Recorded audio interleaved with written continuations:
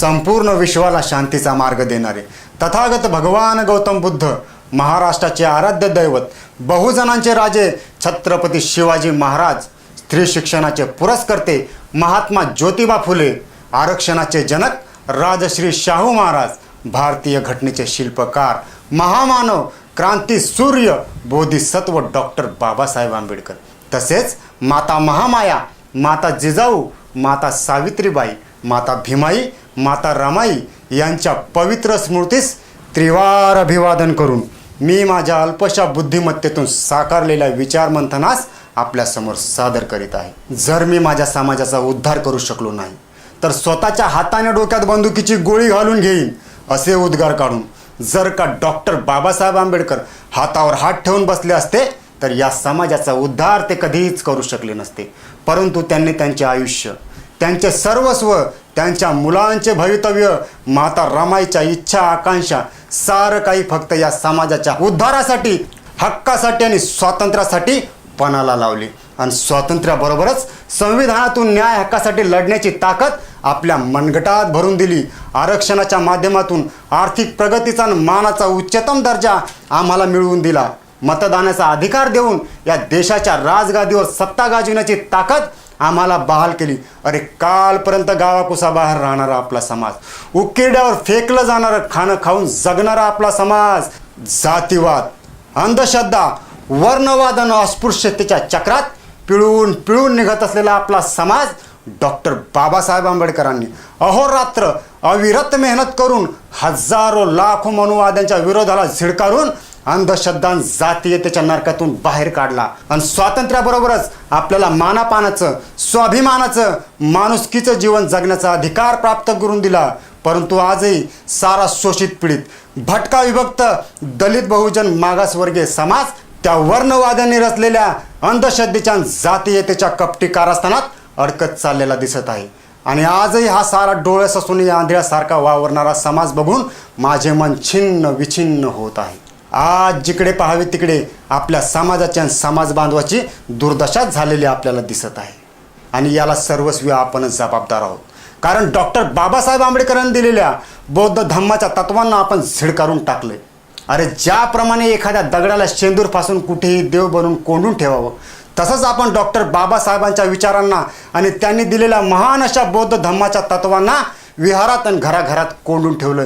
ही फार मोठी दुःखाची आणि खेदाची गोष्ट आहे. आज डॉक्टर बाबासाहेब आंबेडकरांनी घेतलेल्या धम्मचक्र प्रवर्तन दिनाला 50 वर्ष होऊन गेली आहेत.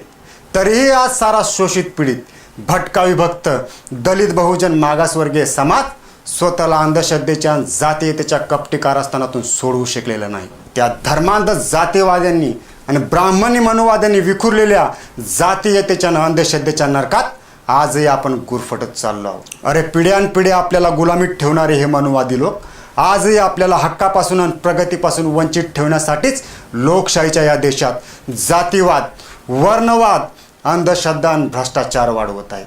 भावनांचं वादळ उठून आपल्याला आपसातच लढवत आहेत आणि आपल्या बर्बादीचे चित्र उघड्या डोळ्यांनी पाहत आहेत. आणि या जातीवादी कर्मठांच्या हाती आजही या देशाची सत्ता आहे. आणि जोपर्यंत या देशावर यांचे वर्चस्व राहील तोपर्यंत या देशातील तमाम 17 पगड जाती समुदाय असलेल्या मागासवर्गीय समाजाची प्रगती होणे शक्य नाही, कदापि शक्य नाही. आणि म्हणूनच त्यांना शह देण्यासाठी, स्वतःच्या हक्कासाठी आणि प्रगतीसाठीच सर्व 17 पगड जाती समुदायांनी जातीयतेच्या आणि अंधश्रद्धेच्या प्रथेला मुठमाती दिली पाहिजे आणि तथागत गौतम बुद्धांच्या धम्माचा स्वीकार केला पाहिजे. कारण जातीयता, विषमता आणि अंधश्रद्धेच्या नरकातून बाहेर पडण्याचा केवळ एकच मार्ग आहे आणि तो म्हणजे तथागत गौतम बुद्धांचा धम्म होय. मानवी कल्याणासाठी चेतनादायी, मानवी सुखाचा मानवाला मार्ग दावणारा असा मार्गदायी बुद्धांचा धम्म आहे. अरे ज्ञानाच्या प्रकाशानं अंधश्रद्धेला दूर करणारा विज्ञानवादी आणि जातीयता, विषमतेला दूर सारून संपूर्ण मानव जातीला समानता प्रदान करणारा असा महान बुद्धांचा धम्म आहे. आणि म्हणूनच अशा महान बुद्धांचा धम्माचा स्वीकार करून साऱ्यांनी सम्यक होऊन या जातीवादी आणि मनुवादी विचारांना पोचणाऱ्या आणि मानवतेला काळीमा फासणाऱ्या कपट चोरांना आपण धडा शिकवायला पाहिजे. कारण ज्या मनुस्फूर्तीनं आपल्या 17 पगड जाती समुदायाला गुलाम बनवून आपल्या प्रगतीची दारेच बंद करून टाकली, मानवाच्या मूलभूत गरजांपासून देखील आपल्याला वंचित ठेवलं. अरे देवाची लेकरं हरिजन आणि अच्युत म्हणून आपणास संबोधलं आणि देवळात जाण्यापासून या देवाच्या लेकरांनाच रोखलं. अरे जातीयतेचा, अंधश्रद्धेचा आणि मनोनीतीचा कावा करून आपला अमानुष छळ केला. आपल्याला गावाकुसा बाहेर बसवलं. आपल्याला ज्ञानापासून, द्रव्य संचयापासूनच नव्हे तर मानानं सन्मानानं जगण्यापासून देखील वंचित ठेवलं. त्या मनुस्मृतीला आणि त्याने निर्माण केलेल्या वर्णवादाला मानणाऱ्या आणि स्वतःला हिंदू म्हणून घेणाऱ्यांना आपल्या स्पर्शानं विटाळ व्हायचा, आपल्या सावलीनं विटाळ व्हायचा, आपल्या अस्तित्वानं विटाळ व्हायचा. मग का आपण स्वतःला हिंदू म्हणून घ्यायचे आणि का त्या हिंदू संस्कृतीला कवटाळीत बसायचे याचा जरा गांभीर्याने विचार केला पाहिजे. आणि मुळात हिंदू म्हणजे काय आणि हिंदू या शब्दाचा अर्थ काय आहे हे समजून घेणे गरजेचे आहे. हिंदू हा धर्म आहे का? हिंदू हा समाज आहे का? हिंदू ही संस्कृती आहे का? हिंदू ही जात आहे का? हे समजून घेणे गरजेचे आहे. कारण इतिहास संशोधनकाराच्या आणि अभ्यासू विचारवंतांच्या म्हणण्यानुसार परप्रांतातून आलेल्या ब्राह्मणांनी आणि मुघलांनी सिंधू प्रांतातील मूल रहिवाशांना म्हणजे आजच्या बहुजनांना तुच्छ आणि हीन भावनेने संबोधलेला आणि उच्चारलेला शब्द म्हणजे हिंदू होय. आणि हिंदू या शब्दाचा वापर एखाद्या शिवीप्रमाणे ते आपल्या विरुद्ध करत असत. पुढे कालांतराने सिंधू आणि हिंदू या दोन्ही शब्दात समान उच्चार येत असल्या कारणाने या भटाबामनाने कूटनीतीने हिंदू या शब्दाचा वापर आपल्याला विभक्त करण्यासाठी आणि अंधश्रद्धेच्या जाळ्यात अडकवण्यासाठी केला. आणि हेच खरे तर आपल्या 17 पगड जाती समुदाय असलेल्या बहुजनांच्या फुटीचे कारण आहे. कारण आज लोकशाही असलेल्या भारत देशात आपल्याला मानवी हक्क आणि अधिकार मिळत आहेत हे बघून आजही त्या मनोवाद्यांच्या पोटात दुखायला लागले आहे. आणि म्हणूनच ते आजही आपल्याला जातीयतेच्या आणि अंधश्रद्धेच्या जाळ्यात अडकून एकमेकाचे शत्रू बनवण्याचे काम करीत आहेत. आज हेच जातीवादी भांडवलदार आपल्याला सांगत आहेत की तुम्ही मूळचे हिंदू संस्कृतीचे आणि हिंदू समाजाचे घटक आहात म्हणून. पण जर आम्ही मूळचे हिंदूच होतो तर का होत होता त्यांना आपला विटाळ आणि का होत होता आपला अमानुष छळ? परंतु या प्रश्नाची उत्तरे ही जातीवादी लोक आपल्याला देऊ शकणार नाहीत. परंतु आपण त्यांचा हा कावा ओळखून घ्यायला पाहिजे. आज आगरी मराठा, कुणबी, साळीमाळी, विणकर, कोळी, सोनार, लोहार, महार, मातंग, वंजारी, डोंबारी, धनगर, आदिवासी अशा अनेक मागासवर्गीय समाजाला हे मनुवादी लोक तुम्ही हिंदू संस्कृतीचे आणि हिंदू समाजाचे घटक असल्याचे बिंबवण्याचा प्रयत्न करीत आहेत. आणि आपल्या ताकदीचा फायदा घेऊन हे जातीवादी आणि ब्राह्मणवादी आपल्या स्वतःच्या समाजाचा उद्धार करून घेत आहेत. आणि आपल्या 17 पगड जाती समुदाय असलेल्या मागासवर्गीय समाजाला हक्कापासून आणि प्रगतीपासून उपेक्षितच ठेवलं जात आहे. कारण राजकारण आणि सत्ता यांचा जणू काही धंदाच झालेला आहे. सत्तेच्या हुकुमशाहीनं आणि राजकारणाच्या कपटनीतीने पुन्हा ही मंडळी मागासवर्गीय समाजावर अप्रत्यक्षरित्या का होईना पण सत्ता गाजवित आहे. आणि जोपर्यंत आपण आपल्या समाजाला हिंदू धर्माच्या चौकडीतून आणि जातीयता अंधश्रद्धेच्या विळख्यातून संपूर्णपणे मोकळे करणार नाही आणि समतावादी आणि मानवतावादी विचारांच्या बौद्ध धम्माचा स्वीकार करणार नाही तोपर्यंत तरी आपल्या संपूर्ण मागासवर्गीय समाजाची प्रगती होणे शक्य नाही. कारण आज संपूर्ण मानवजातीला गरज आहे बौद्ध धम्माच्या तत्वांना अनुसरून क्रांतीच्या आणि प्रगतीच्या मार्गावर आरूढ होण्याची, त्यागी वृत्ती जोपासून समाज हितासाठी सम्यक होऊन परिवर्तनवादी बनण्याची. परंतु आज आपल्या समाजातील समाज बांधव ह्या मार्गाचा अवलंब करताना आपल्याला दिसून येत नाही आणि तशी त्यांना इच्छाही होत नाही. हेच आपल्या समाजाचं दुर्दैव आहे. कारण छातीत ठोकपणे जयभीम म्हणणारा आणि स्वतःला बौद्ध म्हणून घेणारा आपला समाज बांधव अंधश्रद्धा आणि व्यसनाच्या आहारी जातानाच आपल्याला दिसून येत आहे. आपला शिकला सवरलेला समाज बांधव आजही सुख समाधानासाठी आणि नोकरी धंदा मिळावा यासाठी हातात शेंदूर आणि नारळ घेऊन कुठल्या तरी मंदिराच्या दाराशी रांग लावून उभा असलेला आपल्याला दिसत आहे. अरे ज्याप्रमाणे शिळपाका खाणाऱ्याला अस्सल तुपाचं जेवण पचत नाही तसंच काहीतरी आपल्या समाज बांधवाचं झाल्यासारखं दिसून येत आहे. आज आपल्या समाज बांधवांना चांगली घरे, चांगल्या नोकऱ्या, योग्य शिक्षण, मानापानाचं स्थान असं चैनीचं स्वातंत्र्याचं जीवन जगायला मिळतंय. तर आज आपले बहुतांशी समाज बांधव दारूच्या गुत्त्यावर, नाहीतर जुगाराच्या अड्ड्यावर, नाहीतर नाच गाण्याच्या मैफिलीवरच आपला मान सन्मान, पैसा आणि वेळ उधळताना आणि वाया घालवताना दिसत आहे. आपला मान सन्मान, संपत्ती आणि वेळ इतरांच्या हाती देऊन पुन्हा तुम्ही स्वतःला दारिद्र्याच्या आणि अनितीच्या गटाला झोकून देत आहात आणि स्वतःला तसेच समाजाला बदनाम आणि कमकुवत करण्याचे काम करत आहात, हे आधी समजून घ्या.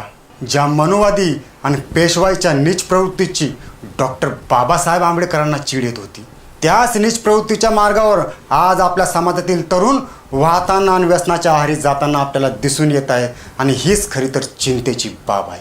आज आपल्या समाजातील तरुण थोरा मोठ्यांचा मान राखत नाहीत की एकमेकांशी आदराने वागत नाहीत. ज्यांना आपल्या आईवडिलांचा मान राखता येत नाही, ज्यांना आपल्या समाज बांधवाचा आणि नातलगांचा आदर करता येत नाही, हेच होणार आहेत का आता आपल्या समाज लढ्याचे शिलेदार? जे तरुण आज दारूच्या व्यसनातच बुडालेले अथवा नाच गाण्याच्या मैफिलीतच अडकलेले दिसतात, ते काय शत्रूपासून आपल्या आया बहिणींची आणि समाजाची अब्रू वाचवतील? आणि अशा काही हरामखोरामुळेच आपल्या समाजाची नीतिमत्ता इतर धर्मियांसमोर मलिन होत चाललेली आहे. पण याचे त्यांना काहीच वाटत नाही. हेच आपल्या समाजाचे दुर्भाग्य आहे. कारण आज आपल्या समाजातील बहुतांशी समाज बांधवाची नीतिमत्ता खेकड्यासारखी झालेली दिसून येत आहे. आपल्या समाज बांधवाची होणारी प्रगती आणि उन्नती बघून आपल्यातच आज द्वेष, मत्सर आणि एकमेकांबद्दल घृणा निर्माण होत आहे. आपणच आपल्या समाज बांधवाचे पाय खेचून त्याचे मुंडके मोडून आपला स्वार्थ साधण्याचे नाहीतर फक्त मानसिक समाधान मिळवण्याचा प्रयत्न करीत आहोत. इतर मनुवादी आणि आपल्याच हितशत्रूंशी हात मिळवणी करून आपणच आपल्या क्षुल्लक कारणासाठी इतरांची गुलामी स्वीकारत आहोत. आपल्याच समाजाला आपल्या समोरच शिवीगाळी करणारा आणि अभद्र बोलणारा तो मनुवादी आपला हितचिंतक आणि आपला मित्र वाटत आहे. हेच आपल्या समाजाचे दुर्दैव आहे. त्या मनुवाद्यांनी पैशाच्या आणि कपट नीतीच्या जोरावर गोड गोड बोलून आपल्या समाजाचे आपल्याला शत्रू बनविले आहे. आणि आजही आपण त्यांच्या याच कुटील कारस्थानात अडकत चाललेलो आहोत. कारण आजही आपल्या समाजातील समाज बांधव दुसऱ्याला स्वार्थी, मतलबी, धूर्त म्हणतानाच दिसून येत आहे. परंतु जरा डोळे उघडे करून बघा, आपल्या समाज बांधवाप्रती असलेला आपला हा अविश्वासच खरं तर आपल्या विभाजनाला आणि दुहीला कारणीभूत ठरत चाललेला आहे. या अविश्वासू धोरणामुळेच आज आपल्या समाजात वादावाद, कलह, भांडण आणि मारामारा सुद्धा होत आहेत. परंतु आपल्या तरुण पिढीच्या आईवडिलांना सुद्धा त्यांची कान उघडणी करून त्यांना योग्य ती समज देण्याची गरज भासत नाही. हेच आपल्या समाजाचे दुर्दैव आहे. आपल्या स्वार्थापोटी आणि खोट्या अभिमानापायीच या तरुणांचे आईवडील देखील असे करण्यापासून त्यांना रोखीत नाहीत. अशा आईवडिलांना मला आवर्जून सांगायचे वाटत आहे की मीपणा आणि खोट्या अहंकाराच्या गर्वाने आपणच आपल्या भावी पिढीला एकमेकाचे शत्रू बनवण्याचे काम करीत आहोत. आणि आपणच आपल्या तरुण पिढीला द्वेषाचे आणि कलहाचे कानमंत्र देत आहोत. आज आपल्या समाजातील बहुतांशी समाज बांधव एकमेकाविषयी आदर, स्वाभिमान, प्रेमभावना बाळगायची सोडून मनात द्वेष, राग, मत्सर आणि शत्रुत्वाची भावना ठेवूनच वावरत असलेला आपल्याला दिसत आहे. हेच आहे का आपलं समाजावरचं प्रेम? आणि हीच आहे का आपली समाजावरची निष्ठा? अरे आज परिवर्तनाची भाषा करणारा आपला समाज स्वतःचे परिवर्तन करण्यात अपयशी ठरत चाललेला आहे. जोपर्यंत स्वार्थ, भ्रष्टाचार आणि अनितीच्या चिखलातून आपण स्वतःला पुरेपूर बाहेर काढण्याचा प्रयत्न करणार नाही, तोपर्यंत तरी आपल्या समाजाची प्रगती होणे शक्य नाही. कारण स्वार्थाची, भ्रष्टाचाराची आणि अनितीची वाळवी मानवतेला आणि मानवी शिलाला खाऊनच मोठी होत असते, हे आधी ध्यानात घ्या. आज आपल्या समाजातील लेकीबाळी, माय मावल्या डामाडिमात, थाटामाटात स्वाभिमानाने या भारत देशात वावरताना दिसत आहेत.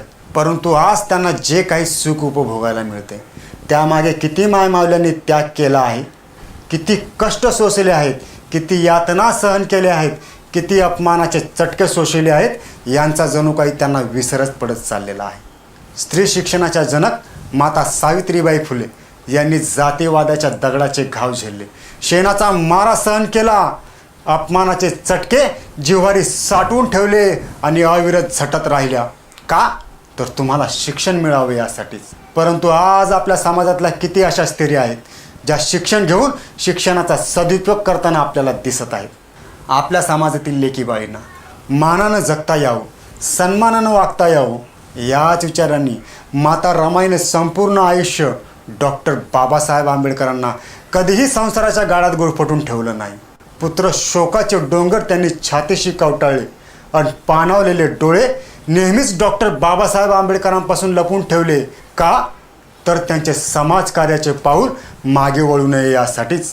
पण आज आपल्या समाजातील स्त्रियांना चांगलं खायला, चांगलं राहायला आणि चांगलं लिहायला मिळायला लागले, म्हणून त्या अधिकाधिक स्वार्थी बनत चाललेल्या आपल्याला दिसत आहेत. माझा नवरा, माझी मुलं, माझी भावंडं समाजात कशी वावरतात, घराबाहेर जाऊन काय करतात याची विचारपूस करण्याची देखील त्यांना आज गरज भासत नाही. कारण पुरुषांनी बाहेर जाऊन काहीही करावं आणि आम्हाला हवं ते आणून द्यावं एवढ्या तुच्छ आणि अल्पविचाराच्या घोळक्यात आपल्या समाजातील स्त्रिया आज अडकून पडलेल्या दिसत आहे. पोटभर खायला, चांगलं राहायला, चांगलं लिहायला मिळतंय ना, आणि पोरांचं उंची शाळेत शिक्षण होतंय ना, मग बस झालं. मग बाहेर पुरुषांनी तुम्ही काहीही करा, आपल्या समाजाला आणि सन्मानाला विका, नाहीतर आपल्या समाज बांधवाला फुका, याचा त्यांना काहीच फरक पडत नाही. हे आहेत आपल्या समाजातील आजच्या सुशिक्षित स्त्रियांचे विचार. आज आपल्या समाजातील स्त्रियांना टी व्ही मालिकेतील नटनट्यांच्या कपड्याबद्दल आणि मालिकेत दाखवलेल्या त्यांच्या लफड्याबद्दल चर्चा करायला वेळच पुरत नाही, परंतु दररोज सायंकाळी आपल्या मुलांना घेऊन बुद्धवंदना घेण्यासाठी यांना वेळच मिळत नाही. ही खूपच शरमेची बाब आहे. फक्त घर संसार सांभाळून, विहारात जाऊन, सण सोहळ्यात नट्टापट्टा करून उपस्थित राहण्याशिवायही समाजाप्रती आपले काही कर्तव्य आहे याची मुळी जाणीवच आजकालच्या स्त्रियांना राहिलेली नाही. आणि म्हणूनच मला पुन्हा तुम्हा सर्वांना हे सांगावंसे वाटत आहे की ज्या समाजातल्या स्त्रिया आपल्या समाजाचा आदर करत नाहीत, आपल्या समाजाशी आणि धम्माशी एकनिष्ठ राहत नाहीत, आपल्या समाज बांधवाशी आणि मायलेकीशी आपुलकीने आणि आदराने वागत नाहीत, त्या समाजाची दशा ही अशीच होईल जशी आज आपल्या समाजाची झालेली आहे. लक्षात ठेवा, आजच्या युगातील स्त्रिया ह्या सुशिक्षित आणि स्वयंपूर्ण आहेत. त्यांच्यात कौटुंबिक आणि सामाजिक परिवर्तन घडविण्याची ताकद आहे. फक्त घरविहार आणि सण सोहळ्यात शोभेच्या वस्तूसारखे वागण्यापेक्षा खंबीर आणि परिवर्तनवादी विचाराची क्रांतीची मशाल हाती घेऊन आपल्या मुलात, आपल्या नातलगात आणि आपल्या समाजात परिवर्तनवादी विचार पेरीत जाण्याचे कार्य खरे तर आता तुम्हा महिला वर्गांनाच करायचे आहे. कारण एक आईच आपल्या मुलांना धम्माची गोडी लावू शकते, आणि एक आईच आपल्या मुलांना समाजप्रेमाची ओढ लावू शकते, आणि एक आईच आपल्या समाजात परिवर्तनवादी विचारांची क्रांती घडवून आणू शकते. आणि मला माहीत आहे की आपल्या समाजातील मायमावल्यांनी आणि लेकीबाळींनी तसा प्रयत्न केल्यास डॉक्टर बाबासाहेबांना अपेक्षित असलेला समाज निर्माण व्हायला जास्त काळ लागणार नाही.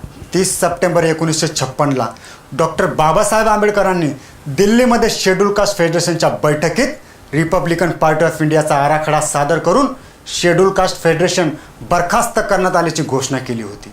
कारण तत्कालीन समतावादी विचारसरणीचे नेते डॉक्टर राम मनोहर लोहिया, SM जोशी, मधु लिमये आणि आचार्य अत्रेय आदी मान्यवरांनी रिपब्लिकन पार्टी ऑफ इंडियामध्ये काम करण्याची तयारी दर्शवली होती. परंतु डॉक्टर बाबासाहेब आंबेडकरांना त्यावेळी पक्षीय कामकाजापेक्षा धम्मचक्र परिवर्तनाचे काम अधिक महत्त्वाचे वाटत असल्याकारणाने त्यांनी 15 दिवसांनी 14 ऑक्टोबर 1956ला नागपूर येथे आणि 16 ऑक्टोबर 1956ला चंद्रपूर येथे धम्मदीक्षाचा कार्यक्रम पार पाडला.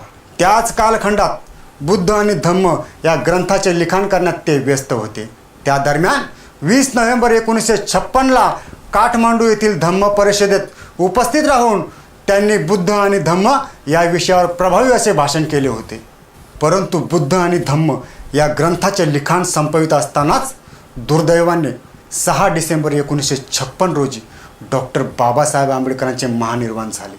आणि त्यामुळेच डॉक्टर बाबासाहेब आंबेडकरांच्या संकल्पनेत असलेला रिपब्लिकन पार्टी ऑफ इंडिया हा पक्ष त्यावेळी अस्तित्वात येऊ शकला नाही. पुढे जानेवारी 1957ला देशात सार्वजनिक निवडणुकीची घोषणा झाली. त्यावेळी डॉक्टर बाबासाहेब आंबेडकरांचे समकालीन नेते कर्मवीर दादासाहेब गायकवाड, N. शिवराज, राजाभाऊ खोब्रागडे, भैयासाहेब आंबेडकर व अन्य समकालीन नेत्यांना रिपब्लिकन पार्टी ऑफ इंडिया हा पक्ष निवडणुकीसाठी अस्तित्वात आणायचा होता. परंतु महाराष्ट्रात मुंबईसह महाराष्ट्र एकीकृत व्हावा म्हणून 1956ची एकीकृत समिती होती आणि त्यामध्ये शेड्यूल कास्ट फेडरेशन हा आघाडीवर होता. आणि डॉक्टर बाबासाहेब आंबेडकरांचाही मुंबईसह महाराष्ट्र एकीकृत व्हावा म्हणून पाठिंबा होता. परंतु बाबासाहेबांच्या महानिर्वाणामुळे सारा समाज सैरावैरा झाला होता. तसेच RPIमध्ये येणारे समतावादी विचारसरणीचे नेते यामुळे द्विधा मनस्थितीत पडले होते आणि सर्व नेत्यांपुढे मुंबईसह महाराष्ट्र या विषयावर निवडणूक जिंकून सत्तास्थानी बसणे या विचाराने एक संघ होणे गरजेचे होते. अशाही परिस्थितीत RPIच्या नेत्यांना RPIच्या नावाने निवडणूक लढवायच्या होत्या. परंतु मुंबईसह महाराष्ट्र एकीकृत समितीतील इतर घटक पक्षांनी RPIच्या नेत्यांना गळ घातली की पूर्वी दलित समाज हा काँग्रेसकडे वळला गेलेला आहे आणि आता आपल्यात बाबासाहेब राहिले नाहीत. आणि बाबासाहेब असे एक महान नेते होते की त्यांच्या एका शब्दाने संपूर्ण दलित समाज एकीनं हो देत असे. बाबासाहेब असते तर आम्हीही RPIच्या नावाने निवडणूक लढवल्या असत्या, परंतु असा नेता आपल्यात आता नाही. आणि दलितांची मते मिळवून घ्यायची असतील तर शेड्यूल कास्ट फेडरेशनच्या नावानेच निवडणुकी लढवा असा सल्ला घटक पक्षांनी दिल्यामुळे आणि मुंबईसह महाराष्ट्र हा विषय अति महत्त्वाचा असल्याकारणाने RPIच्या नेत्यांनी नाईलाजास्तव 1957च्या निवडणुका शेड्यूल कास्ट फेडरेशनच्या नावाने लढवल्या आणि इतर घटक पक्षांनी आपापल्या नावाने निवडणुका लढवल्या. त्यामुळे त्यावेळी महाराष्ट्रातून 6 खासदार शेड्यूल कास्ट फेडरेशनच्या नावाने निवडून आले व अन्य प्रांतातून 29पेक्षा जास्त आमदार निवडून आले. आणि शेड्यूल कास्ट फेडरेशन हा पक्ष 2 नंबरचा पक्ष म्हणून पुढे आला आणि हाच पुढे RPI म्हणून अस्तित्वात आला. कारण तत्कालीन बाबासाहेबाच्या अनुयायांना डॉक्टर बाबासाहेबाच्या संकल्पनेतील RPI हा पक्ष स्थापन करण्याची घाई झाली होती. म्हणून त्यांनी विजयादशमी दिनी 2 ऑक्टोबर 1957ला RPIची बैठक व राष्ट्रीय अधिवेशन बोलवले. त्या अधिवेशनाचे अध्यक्ष राजाभाऊ खोब्रागडे होते. डॉक्टर बाबासाहेबाचे कंठस्थ कर्मवीर दादासाहेब गायकवाड त्यावेळी पक्षाचे अध्यक्ष झाले असते, परंतु हा पक्ष दक्षिणेमध्ये जास्त प्रमाणात मोठा व्हावा म्हणून त्यांनी N. शिवराज यांचे नाव सुचवले व एकमताने राष्ट्रीय अध्यक्ष म्हणून त्यांची निवड झाली. परंतु दुर्दैवाने 29 सप्टेंबर 1964ला N. शिवराज यांचे मोर्चाप्रसंगी दिल्ली येथे निधन झाल्यामुळे मातब्बर नेते कर्मवीर दादासाहेब गायकवाड हे पक्षाचे अध्यक्ष झाले. N. शिवराज, कर्मवीर दादासाहेब गायकवाड, राजाभाऊ खोब्रागडे, भैयासाहेब आंबेडकर व अन्य समकालीन नेत्यांनी सन 1970पर्यंत RPI पक्ष फार मोठ्या जोमाने चालवला आणि वाढवला. त्यानंतर मात्र पक्षाला फुटीचे ग्रहण लागले. हे सर्व काही तुम्हाला सांगणे गरजेचे होते, कारण डॉक्टर बाबासाहेब आंबेडकरांच्या संकल्पनेत असलेला रिपब्लिकन पार्टी ऑफ इंडिया या समाज संघटनेची स्थापना करून आपले नेते आणि कार्यकर्ते उतरले रणमैदानी राजकारणाच्या. परंतु शत्रूच्या एका घावात विस्कळीत आणि डळमळीत झाली त्यांची संघटना आणि वेगवेगळी झाली त्यांची ध्येय. शब्दाच्या परिपाठावर चाणक्य नीतीने पुन्हा एकदा समतावादी आणि मानवतावादी विचारावर विजय मिळवला आणि जातीयतेचे आणि विषमतेचे विष पेरून डॉक्टर बाबासाहेब आंबेडकरांच्या समाजक्रांतीच्या चळवळीला खिंडार पाडले आणि त्यांच्या शूर सरदारांना त्यांच्याच विचाराच्या फाळणीत बसवून या मनोवाद्यांनी पुन्हा एकदा आपल्या नेत्यांना स्वतःच्या हातातले बाहुले बनविले. प्रत्येक समाजात हुशार, सुशिक्षित आणि प्रबळ लोक आपापल्या समाजाचे नेतृत्व करत असतात आणि आजही करत आहेत. आणि आपल्या समाजाचे नेतृत्व करणारे आजचे आपले समाज बांधव नेते मंडळी हुशार, सुशिक्षित आणि प्रबळ आहेत. परंतु ज्या समाजाच्या नेतृत्वावर एकापेक्षा अधिक लोक वारस म्हणून अथवा दावेदार म्हणून हक्क गाजवतात, त्या समाजाचे प्रगतीचे कार्य जवळजवळ बंद झालंच जमा आहे म्हणून समजा. कारण अशा समाजातील प्रत्येक नेता मग आपणच खरा नेतृत्वाचा वारस असल्याचा आणि दुसरा आपल्यापेक्षा कमी अथवा फसवा असल्याचा सांगण्याचा प्रयत्न करायला लागतो आणि आपोआपच त्या समाजात गटाताटाचे आणि फुटीचे वातावरण निर्माण व्हायला तेच कारणीभूत ठरत असतात. त्याच्यातील प्रत्येकजण मग समाजाचे हित अहित याचा विचार न करता आपलं अस्तित्व आणि आपला स्वार्थ टिकवण्यासाठीच धडपड करू लागतो. बुद्धी, युक्ती आणि शक्तीच्या जोरावर मग प्रत्येक नेता आपसातच राजकारणाचे डाव आखायला सुरुवात करतो आणि साऱ्या समाजाला शब्दाच्या आणि भावनाच्या चक्रवात अडकून आपल्या स्वार्थासाठीच गटाताटाचे आणि फाटाफुटीचे राजकारण करू लागतो. तेव्हा त्या समाजाची अधोगती झालीच म्हणून समजा. त्यातला प्रत्येकजण मीच सच्चा म्हणून पटवून देण्याचे काम आपल्या समर्थकाकडून अथवा आपल्या समाजशत्रूकडून समाजात तसा प्रचार करण्याचे काम चालू ठेवतो आणि समाजही त्या नेत्यांच्या भूलथापांना बळी पडत असतो. कारण त्यांच्यातील कोण खरा आणि कोण खोटा हे ठरविणे समाजासाठी अशक्यच असते. कारण हे सारेच आपले समाज बांधव आहेत आणि प्रत्येकजण थोडा ना थोडा तरी समाज हिताचा विचार करीत असेल अशा चुकीच्या समजुतीतच समाज वावरत असतो. परंतु आज मी आपण सर्वांना हे सांगू इच्छितो की राजकारण आणि समाजकारण करणारे हे नेते जर का समाज हितासाठी काहीच करू शकत नसतील आणि तरीही स्वतःला आपल्या समाजाचे नेतृत्व करण्यासाठी आपणच योग्य असल्याचे मिळवत असतील, तर अशा स्वार्थी राजकारणी आणि धूर्त नेत्यांना समाजाने एकत्र येऊन आपसात समाज बांधिलकी निर्माण करून धडा शिकविला पाहिजे. तरच आपल्या समाजाची चक्रे प्रगतीच्या दिशेने फिरू लागतील. अन्यथा मागील गुलामीचा काळ पुन्हा तुमच्या समोर येऊन उभा राहण्यास जास्त वेळ लागणार नाही, हे लक्षात ठेवा. आज मला समाज हितासाठी चिंताग्रस्त असलेल्या आणि दुःखाने व्याकुळ झालेल्या डॉक्टर बाबासाहेब आंबेडकरांच्या तोंडून निघालेल्या शब्दाची आठवण होत आहे. माझ्या शिकल्या सवरलेल्या समाज बांधवांनीच माझा विश्वासघात केला आहे असे म्हणण्याची वेळ डॉक्टर बाबासाहेबांवर का आली याची प्रमुख 3 कारणे आहेत. पहिले कारण, डॉक्टर बाबासाहेब आंबेडकरांनी आपल्या समाजातील ज्या विद्यार्थ्यांना शिष्यवृत्ती मिळवून देऊन शिक्षणासाठी परदेशी पाठविले ते सारेच डॉक्टर बाबासाहेब आंबेडकरांशी आणि समाजाशी गद्दार निघाले. त्यातले काही परदेशी स्थायिक झाले तर काही मायदेशी येऊन स्वतःची प्रगती साधण्यातच गर्क झाले. समाजाप्रती असलेल्या आपल्या कर्तव्याची त्यांना मुळी जाणच राहिली नाही. आणि दुसरे कारण म्हणजे समाज हितासाठी राजकारणात उतरलेल्या डॉक्टर बाबासाहेब आंबेडकरांना निवडणूक पराभूत होण्यासाठी जबाबदार आणि फितूर झालेले आपलेच समाज बांधव कार्यकर्ते होत. आणि तिसरे कारण म्हणजे डॉक्टर बाबासाहेब आंबेडकरांनी 2 बंगले घेतले होते. त्यातील पहिला राजगृह जो पुस्तकासाठी घेतलेला आणि आपणा सर्वांना माहीत असलेला बंगला होय. आणि दुसरा म्हणजे डॉक्टर बाबासाहेब आंबेडकरांनी राहण्यासाठी चर्नी रोड येथे घेतलेला 4 मिनार बंगला होय. आणि त्यासाठी डॉक्टर बाबासाहेबांनी मध्यंतरीच्या काळात नोकरी व्यवसाय केला होता. परंतु पुस्तकप्रेमी बाबासाहेबांवर एकेकाळी पुस्तकांचे एवढे कर्ज झाले की ते कर्ज फेडणे अशक्य वाटत असल्या कारणाने त्यांनी त्यांचा राहता बंगला विकला आणि कर्ज फेडल्यानंतर त्या बंगल्याच्या विक्रीतील संपूर्ण रक्कम त्यांनी समाज हितासाठी शालेय इमारत बांधण्यासाठी दान दिली. परंतु तत्कालीन त्या आपल्याच समाजातील कार्यकर्त्यांनी त्या रकमेचा वापर इमारत बांधण्याकरता न करता गैरव्यवहार करून ती खाऊन टाकली. ती गोष्ट बाबासाहेबांना कळताच त्यांच्या डोळ्यातून अश्रू वाहू लागले आणि त्यांच्या तोंडातून शब्द बाहेर पडले, मी जिवंत असतानाच समाज हितासाठी असलेल्या निधीचा गैरव्यवहार होतोय, तर मी मेल्यानंतर या समाजाची काय दशा होईल. आणि डॉक्टर बाबासाहेब प्रथमच त्यावेळी ओक्साबोक्सी रडले. त्या गोष्टीचा डॉक्टर बाबासाहेबांच्या मनावर इतका प्रचंड आघात झाला की त्या काळात बाबासाहेब स्वतःला तासनतास घरात कोंडून घेत आणि एकाकी एकटेच रडत असत आणि सतत विचारात मग्न होत असत. 1-2 वेळा तर बाबासाहेब विचार करता करताच चक्कर येऊन पडले. त्यावेळी त्यांच्या सेवेत असलेली एकमेव व्यक्ती नानकचंद रट्टू यांना बाबासाहेबाची ही घालमेल कळत नव्हती.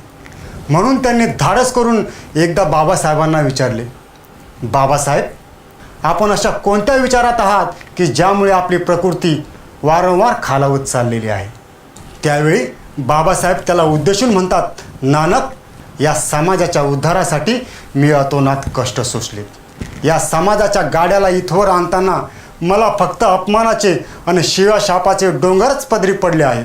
अरे, ज्यावेळी मी गोलमेज परिषदेत सांगत होतो की मीच अस्पृश्याचा नेता आहे म्हणून, त्यावेळी गांधीजी त्या अध्यक्षांना सांगत होते की मी अस्पृश्यांचा नेता आहे म्हणून. त्यावेळी अध्यक्षांनी निर्णय दिला की ज्याच्या बाजूने अधिक पत्रे येतील त्यांना आम्ही अस्पृश्यांचा नेता म्हणून घोषित करू. नानक, त्यावेळी गांधीजीचा समाज हा शिकलेला होता. त्यांची हजारोने पत्रे आली, परंतु दिल्लीच्या मेहतर समाजाने रक्ताने लिहिलेले पत्र अध्यक्षांना पाठविले. त्यात लिहिले होते की पत्रातील रक्त आणि डॉक्टर बाबासाहेब आंबेडकरांचे रक्त तपासून पहा, ते एकच असेल आणि डॉक्टर बाबासाहेब आंबेडकर हेच खरे अस्पृश्यांचे नेते आहेत. परंतु नानक, माझ्या समाज बांधवांना जाऊन सांग, मी इथवर आणलेल्या समाजरथाला जर का तुम्हाला पुढे नेता आले नाही तरी काहीच हरकत नाही, परंतु त्याला मागे ओढण्याचा तरी प्रयत्न करू नका. आणि आजही आपल्या समाजातील शिकल्या सवरलेल्या समाज बांधवापैकी 80% समाज बांधव बाबासाहेबांच्या विचारधाराशी गद्दार झालेलेच आपल्याला पाहायला मिळत आहे. आणि म्हणूनच आज आपल्या प्रत्येक समाज बांधवाच्या मनात एकच विचार घोळत आहे, काय होणार आता आपल्या समाजाचं आणि कधी होईल आपल्या समाजात राजकीय आणि सामाजिक बदल. आज निवडणुकीच्या काळात आपल्या समाजातील साऱ्याच नेत्यांनी आपसातील मतभेद विसरून समाज हितासाठीच एकत्र येऊन झटले पाहिजे होते. परंतु हे सारेच नेते आपापल्या शहाणपणाचे ढोल वाजवताना तर काही शत्रूवरच विश्वास ठेवून वावरताना दिसत आहेत. हे सारेच नेते खरे तर सामान्य जणांची मने ओळखून समाज बांधिलकी निर्माण करण्यात अपयशी ठरले आहेत. आणि हे सारं काही माहीत असूनही आपला समाज गांधीजीने सांगितलेल्या 3 माकडाप्रमाणेच डोळे असूनही आंधळ्यासारखा, कान असूनही बहिऱ्यासारखा आणि वाचा असूनही मुक्यासारखा वागताना दिसून येत आहे. आणि हेच खरे तर चिंतेचे कारण आहे. या देशातील वर्णवादाला अभय देणारे आणि जातीवादाला पोटाशी कवटाळणारे, भ्रष्टाचाराला प्रोत्साहन देणारे आणि या देशातील गरीब जनतेच्या भावनाशी खेळणारे काँग्रेस हेच जळते घर आहे आणि कायम राहील, हे डॉक्टर बाबासाहेब आंबेडकरांनीच आपल्याला सांगितलेले आहे. आणि 60 वर्ष होऊन गेली देशाच्या स्वातंत्र्याला. जवळजवळ 40 ते 50 वर्ष काँग्रेस सत्तेवर राज्य करीत आहे. पण देशाच्या विकासाच्या नावावर या काँग्रेसने फक्त भ्रष्टाचाराचे आणि घोटाळ्यांचेच कारस्थान केलेले आपणास दिसून येत आहे. आजपर्यंत आपल्या देशात ज्या काही राजकीय पक्षांनी राजकारणाची सत्ता मिळवून देखील या भारत देशातील तमाम गोरगरीब आणि कष्टकरी जनतेला निराशच केले आहे. परंतु या साऱ्याच राजकीय पक्षातील नेते मंडळी आज मात्र कोट्याधीश झालेलेच आपल्याला पाहायला मिळत आहे. या नेत्यांच्या मिसरूटनं फुटलेल्या मुलांच्या संपत्त्याही आज 400, 1200च काय तर हजाराच्या कोटीत असलेली आपल्याला पाहण्यास मिळत आहे. आणि हे कसे काय बरे शक्य आहे हेच आता सामान्य जनतेला कळेनासे झाले आहे. कारण संपूर्ण आयुष्य संपूर्ण परिवारासह मेहनत करून देखील सामान्य माणसाला लाख 10 लाखच काय तर 40-50 हजार देखील रुपये जमवता येत नाही. याच भारत देशात या नेत्यांच्या आणि त्यांच्या मुलाच्या संपत्त्या शेकडो आणि हजारो कोटीच्या घरात आहे. आणि हीच खरी तर एक आश्चर्याची गोष्ट आहे. आणि खरोखरच ही नेते मंडळी देशाच्या राजकारणात देशसेवा आणि जनसेवा करण्यासाठीच उतरली असल्याचे हे एक जिवंत उदाहरण आहे. यात काहीच शंका नाही. परंतु कोणताही पक्ष, कोणताही नेता या संदर्भात चौकशी करण्याबाबत बोलत नाही आणि धजतही नाही. कारण हे सारेच पक्ष आणि नेते मंडळी एकाच माळेचे मणी आहेत. देशात गरिबी वाढते, बेकारी वाढते, महागाई वाढते, परंतु या नेत्यांच्या जीवनशैलीवर त्याचा किंचितसाही परिणाम होत नाही. कारण भ्रष्टाचारी, व्यापारी, बिल्डरशाही आणि उद्योजक वर्तुळातील बलाढ्य आणि धनाढ्याशी प्रत्येक नेत्यांचे आणि पक्षांचे संबंध फारच मैत्रीचे आणि सलोख्याचे आहेत. फक्त दुर्दैव एवढेच की ते माहीत असूनही या देशाची शासन व्यवस्था त्यांच्या विरोधात काहीच करू शकत नाही. कारण लोकशाहीच्या नावावर निवडून आल्यावर संविधानाचा गैरफायदा घेऊन हुकुमशाह बनलेले सरकार आणि विरोधी सरकार संगनमताने या देशाचे वाटोळ करीत आहेत. या देशातील कायदा सुव्यवस्थेला आपल्या हातातील बाहुले बनवत आहेत. आणि अशा परिस्थितीत या देशातील जनतेला कितीही सत्तेच्या नीतिमत्तेचे बालकडू जरी विचारवंतांनी पाजण्याचा प्रयत्न केला तरी ते आजच्या भ्रष्टाचारात वाढत असलेल्या जनतेला पचणार नाही. इतकं विषारी आणि जहाल भ्रष्टाचाराचे आणि अंधश्रद्धेचे विष यांनी या देशात पेरून ठेवले आहे. जातीवाद, प्रांतवाद, भाषावाद आणि धर्मवाद यासारखे विषारी आणि घातक असे माणसालाच माणसाचे शत्रू बनवणारे विषय घेऊन जो कोणी राजकारणात उतरण्याची हिंमत करतो तोच आज या देशावर सत्ता गाजवू शकतो. कारण समता, बंधुता, न्याय आणि मानवता आता या भारत देशातून नष्ट होण्याच्याच मार्गावर आहे. हे तुम्हाला का सांगतोय मी? कारण की जे लोक आपल्या देशाचे झाले नाहीत, स्वतःच्या समाजाचे झाले नाहीत, ते काय आपल्या दलित, बहुजन, भटका, विभक्त, शोषित, पीडित, मागासवर्गीय समाजाचे हित करतील हे आधी समजून घेणे गरजेचे आहे. परंतु आपलीच काही बांडगुळं त्यांची हुजरेगिरी करायला पुढे सरसावत आहे. ही फार दुःखाची आणि शर्मेची बाब आहे. आज आपल्या समाजात गटातटाचे राजकारण करणारे हेच लोक आहेत. आपल्या समाजातील सक्षम आणि चांगल्या कार्यकर्त्यांना आणि नेत्यांना शब्दाच्या माराने कमकुवत करण्याचे कारस्थान आणि ते सक्षम नसल्याचे त्यांच्या मनात आणि समाजात रुजवण्याचे काम आधीपासूनच त्या जातीवादी मनुवाद्यांनी केलेले आहे आणि आजही करीत आहे. त्यांच्यातील जातीवादी मनुवादी एखादा नेता जर का नवा पक्ष उभारून आपले वर्चस्व निर्माण करण्याचा प्रयत्न करीत असेल तर हेच सारे मनुवादी आणि जातीवादी पक्ष त्याला आपल्या स्वार्थासाठीच मोठा करतात. आणि मीडियावालेही काही नसताना त्याच्या नावाचा आणि त्याच्या पक्षाचा नावाचा गवगवा करीत फिरतात. त्यांचा तो नेता म्हणजे या सर्वांसाठी साहेब असतो. परंतु आपल्या समाजातील कितीही ज्येष्ठ आणि धडाडीचा नेता आणि कार्यकर्ता जर का ह्या इतर पक्षांना सोडून स्वतःच्या ताकदीचे राजकारण करू लागला तर ते मीडियावाले आणि ते जातीवादी मंडळी लगेच आपल्या नेत्याबद्दल नकारात्मक विचार मांडायला आणि पेरायला सुरू करतात. कारण त्यांना माहीत आहे इतर कोणत्याही पक्षाचा नेता त्यांना या देशाच्या सत्तेवर चालेल, पण जर का दलित बहुजन भटका विभक्त आणि मागासवर्गीयांच्या हाती या देशाची सत्ता गेली तर आपले वर्चस्व कायमचे संपुष्टात येईल. आणि म्हणूनच हे सारे पक्ष, सारे नेते आणि त्यांचेच ते मीडियावाले सुद्धा आपल्या समाजातील नेत्यांना तुमच्या मागे कोणीच नसल्याचा आणि नकारात्मक भूमिकांचाच प्रचार आणि प्रसार करताना दिसतात, जेणेकरून दलित बहुजन भटका विभक्त आणि मागासवर्गीय समाजातील तमाम जनतेची दिशाभूल व्हावी. त्यांनी पुन्हा यांना आपल्यावर सत्ता गाजवण्यासाठी निवडून द्यावे, यासाठीच त्यांचा हा सारा डाव असतो. परंतु अजून तरी हे आपल्या नेत्यांच्या आणि समाजाच्या नीटचे लक्षात आलेले दिसत नाही. हेच आपल्या समाजाचे दुर्दैव आहे. आणि म्हणूनच आजही राजकारणात त्या सवर्णांच्याच घराणेशाहीने ताबा मिळवलेला आहे. राजकारण हे जणू काही त्यांच्या घराणेशाही आणि बापाची मक्तेदारीच झालेली आहे. एकाच घराण्यातील भिन्न भिन्न व्यक्ती वेगवेगळ्या पक्षात आपल्या वेगवेगळ्या भूमिका घेऊन राजकारण करताना आपल्याला दिसत आहेत. याचाच अर्थ असा होतो की सत्ता कोणत्याही पक्षाच्या हातात असली तरी या घराणेशाहीचा उद्धार होणे मात्र नक्की आहे.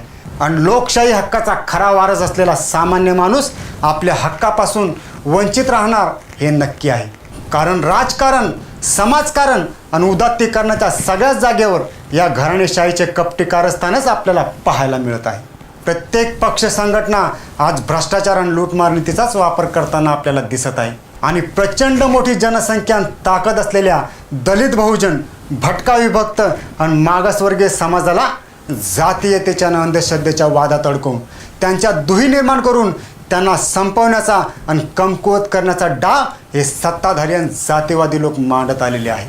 आपल्याच लोकांना फितवून आपल्यातच जातीच्या नावाखाली छोट्या छोट्या संघटना आणि गटस्थापनेला हेच लोक चालना देत आहेत. स्वतःच्या फायद्यासाठीच या संघटनांना हेच लोक स्वतःच्या इशाऱ्यावर नाचवत आहेत आणि सत्तेच्या आणि कपटनीतीच्या जोरावर आपल्याच हक्कापासून आणि प्रगतीपासून आपल्याला दूर ठेवण्याचे काम ते यशस्वीपणे करत आहेत. शोषित पीडित दलित बहुजन भटका विभक्त आणि मागासवर्गीय समाजाला कर्जमाफी, मोफत घरे, भूखंड वाटप, मोफत औषध, मोफत शिक्षण असे पॅकेज जाहीर करून सारा पैसा, सारे भूखंड हे स्वतःच्याच घशात घालून घेत आहेत.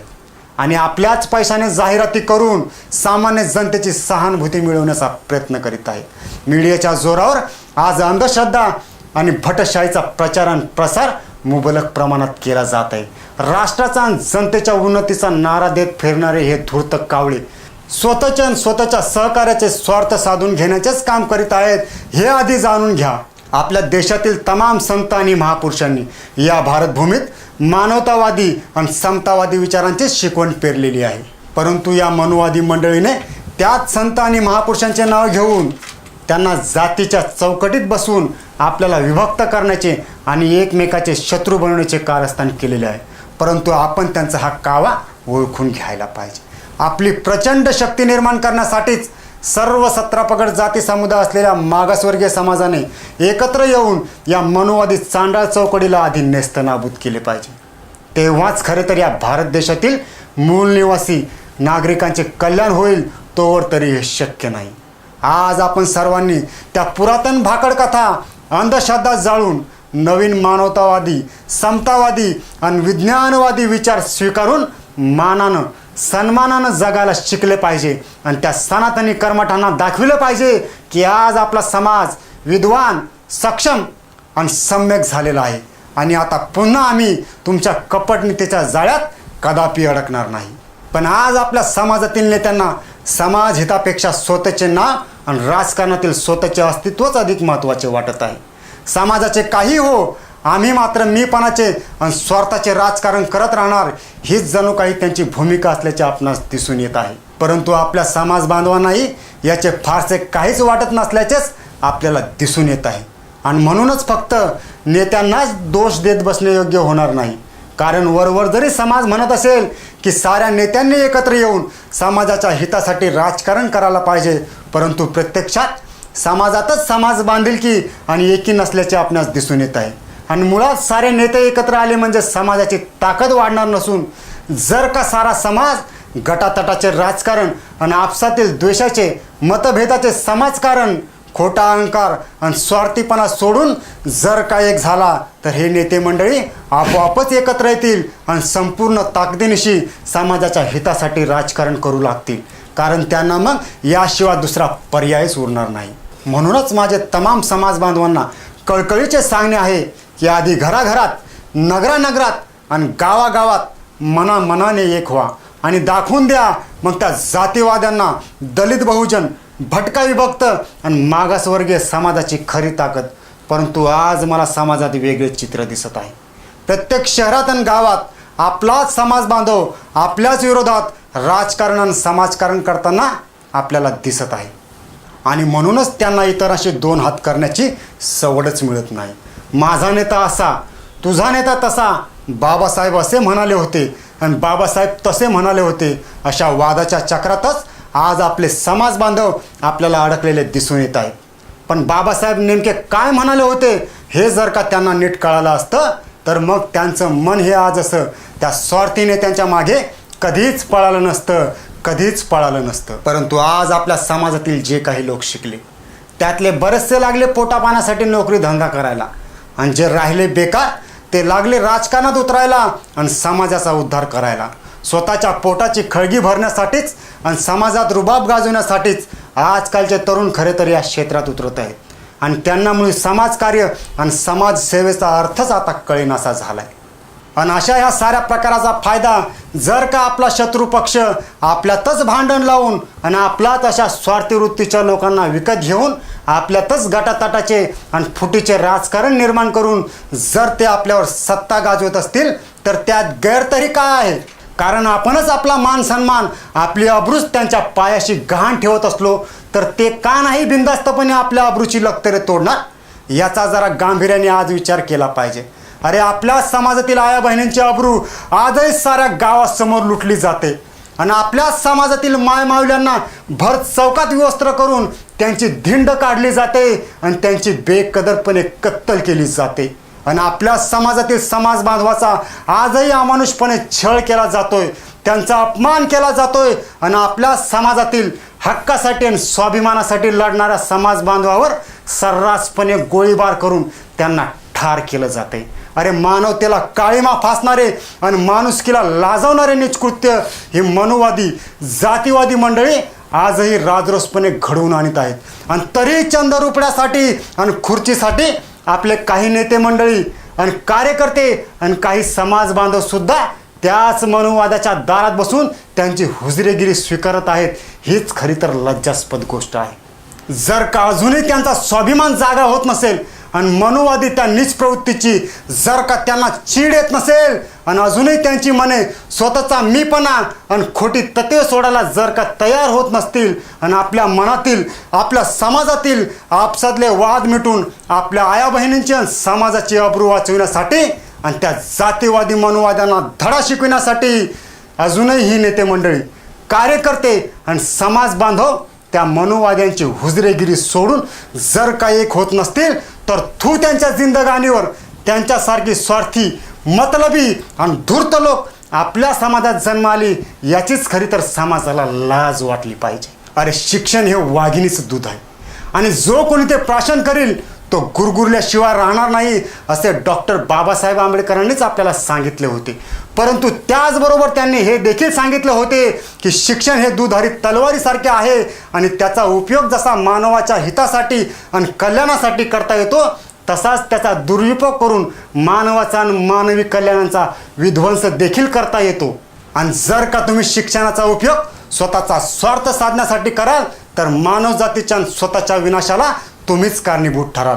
आणि डॉक्टर बाबासाहेब आंबेडकरांच्या म्हणण्यानुसार शिक्षणाच्या तलवारीचा योग्य वापर न करता आल्यामुळेच आपल्या समाजातील नेत्यांना आणि कार्यकर्त्यांना राजकारणात आणि समाजकारणात अपयशाला सामोरे जावे लागले आहे.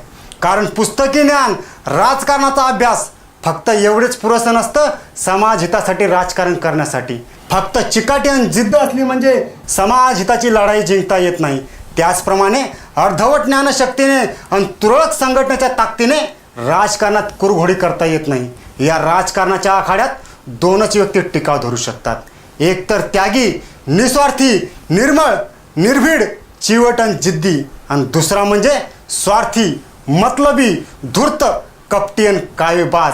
बाकी सारे या राजकारणाच्या महासागरात हेलकावे खाण्याचेच काम करीत असतात. समाजकारण करताना गरज असते ती जिद्द, चिकाटी, निखळ, निस्वार्थीपणा, त्यागी वृत्ती, स्वच्छ निर्मळ व्यक्तिमत्व आणि प्रखर निर्भीड वक्तृत्वाची. पुस्तकी ज्ञान, राजकारणाचा अभ्यास, समाजातील जनतेच्या मनातील जाणून घेण्याची क्षमता आणि समाजाप्रती निष्ठा जर का तुमच्या मनात असेल तर समाजकारणात कोणीच तुम्हाला हरवू शकणार नाही. परंतु समाजकारण करता करता राजकारण करताना मात्र याचबरोबर गरज असते ती चाणाक्ष बुद्धीची आणि दूरदृष्टीची. आणि शत्रूचा प्रत्येक डाव ओळखून तो उलथून लावण्याची ताकद जर का तुमच्यात असेल आणि समाजातील जनतेचा विश्वास संपादन करण्याची कुवत जर का तुमच्यात असेल आणि नफा आणि तोटा याचा विचार न करता सारं काही पणाला लावण्याची क्षमता जर का तुमच्या अंगी असेल तर तुमचे राजकारणातील सिंहासन कोणताच पक्ष, कोणताच नेता हलवू शकणार नाही. कारण ते उभे असते तुमच्या आणि समाजाच्या विश्वासाच्या ताकदीवर आणि त्यागी निस्वार्थीपणाच्या बळावर. परंतु आजचे आपले नेते या साऱ्याच गुणांपासून वंचित असलेलेच आपल्याला पाहायला मिळत आहेत. स्वार्थ आणि गर्व हे समाजकारणाला खाऊन टाकणारे कीटक आहेत, तर भ्रष्ट नीती आणि गटबाजीची शेती ही समाजकारणाला गिळून टाकणारी अजगर आहे. अरे थेंबा थेंबाने बनतो सागर, कणाकणाने बनतो पहाड, असे फिरलात एकटेच मोकाट तर तुम्हा खाऊन टाकतील हे गिधाड. फक्त पक्ष स्थापन केल्याने किंवा संघटना उभारल्याने संघटन घडून आणता येत नाही. मुळात संघटन म्हणजे अस्तित्व, संघटन म्हणजे स्वातंत्र्य, संघटन म्हणजे स्वाभिमान, संघटन म्हणजे सामर्थ्य, संघटन म्हणजे विस्तार आणि संघटन म्हणजे विकास हे आधी जाणून घेणे गरजेचे आहे. आणि आजपर्यंत आपल्या समाजातील नेत्यांनी जे संघटन निर्माण केले ते मुळातच संपूर्ण संघटन नव्हे. अरे ज्याप्रमाणे पुरापासून गावाचे संरक्षण करण्याकरता नदीवर बांध बांधावा लागतो, परंतु एखादे बारीकशे छिद्रसुद्धा बांध तुटायला आणि संपूर्ण गाव पुरात वाहून जाण्याला कारणीभूत ठरते, त्याचप्रमाणे आतापर्यंत आपल्या संघटनांचे आणि नेत्यांचे झालेले दिसून येत आहे. समाजाचे विभाजन करून गटतट उभारून आपण कितीही मजबूत संघटन उभे करण्याचा प्रयत्न केला तरी आपण आपल्या समाजाचे आणि समाजहिताचे संरक्षण करण्याकरता संपूर्ण सक्षम होऊ शकणार नाही. हे आधी जाणून घ्या. आणि त्या समाज शत्रूवर आणि जातीवादी मनुवादी आघाडीवर अंकुश ठेवण्यासाठीच, सन्मानासाठी आणि समाजहितासाठीच सर्व 17 पगड जाती समुदाय असलेल्या मागासवर्गीय समाजाने विज्ञानवादी, समतावादी आणि मानवतावादी विचारांच्या बौद्ध धम्माचा स्वीकार केला पाहिजे. आणि आपल्या स्वतःच्या नीतिमूल्यांना, निरर्थक तत्वांना, मीपणाला आणि खोट्या अहंकाराला आणि गर्वाला आपल्या समाजहिताच्या आणि प्रगतीच्या आड येऊ न देणे हेच आपल्या साऱ्या नेत्यांचे आणि कार्यकर्त्यांचे सुद्धा आद्य कर्तव्य आहे. फक्त राजकारणातील इतरांच्या घडामोडीवर चर्चा आणि वादविवाद केल्याने समाजात परिवर्तन घडून आणता येत नाही. आपणच आपसात गटतट थाटून छोट्या छोट्या संघटना उभारून लढा देत राहिल्याने आपल्याला क्रांती घडून आणता येणार नाही. परिवर्तनवादी समाज घडून जर का आपल्याला नवी क्रांती घडवायचीच असेल तर आपल्याला जन ना जन, मन ना मन जोडावे लागेल. आपसातील विचारांचे मतभेद मिटवावेच लागतील. स्वार्थी मीपणाला आणि गर्वाच्या अहंकाराला पश्चातापाच्या आगीत झोकून द्यावेच लागेल. मनामनात, घराघरात, नगरात आणि गावागावात समाज प्रेमाचा आणि समाज बांधवाविषयी आदरांचा दीप लावावाच लागेल. तेव्हाच कुठेतरी आपल्याला क्रांतीची लालसर सोनेरी किरणे उजळताना दिसू लागतील. आणि मग हा सारा समाज आपल्याला प्रगतीच्या पथावर आरूढ झालेला दिसू लागेल. हे त्रिवार सत्य आहे. अरे समाज हितासाठीच रक्त हे आपलं सळसळू द्या. अंगावर जर पडली ठिणगी अंग अंग जळू द्या. स्वार्थी राजकारणाचे आणि द्वेषी गटातटाचे दुर्गुण सारेच आधी जळू द्या. आणि या निळ्या ध्वजाकडे समाज कार्यासाठीच आता साऱ्यांची मने वळू द्या. जय भीम.